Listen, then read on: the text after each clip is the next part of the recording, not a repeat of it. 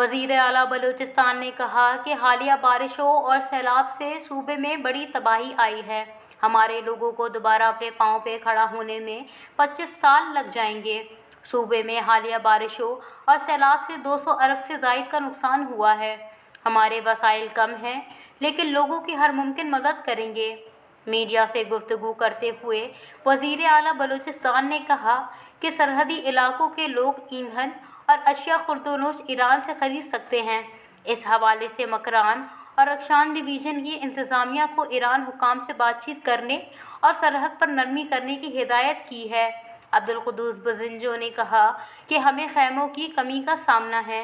صوبے میں خیموں کی کمی کا مسئلہ 1-2 روز میں حل کر لیں گے۔ ہم نے ریلیف کے ساتھ ساتھ بحالی کا کام بھی شروع کر دیا ہے۔ وزیر اعلیٰ بلوچستان کا کہنا تھا کہ صوبے میں تباہ کن بارشوں کے بعد بجلی، گیس اور مواصلات کا نظام متاثر ہونے سے مسائل میں اضافہ ہوا ہے۔ ہم نے نیشنل ہائی ویز اتھارٹی کے حکام سے کہا ہے کہ وہ سڑکوں کی بحالی کے لیے فوری اقدامات کریں۔ وزیر اعلیٰ بلوچستان نے کہا کہ اس سیلابی صورتحال میں سیلاب متاثرین کے ریسکیو، امداد اور بحالی کے کاموں میں آرمی ہماری بھرپور مدد کر رہی ہے۔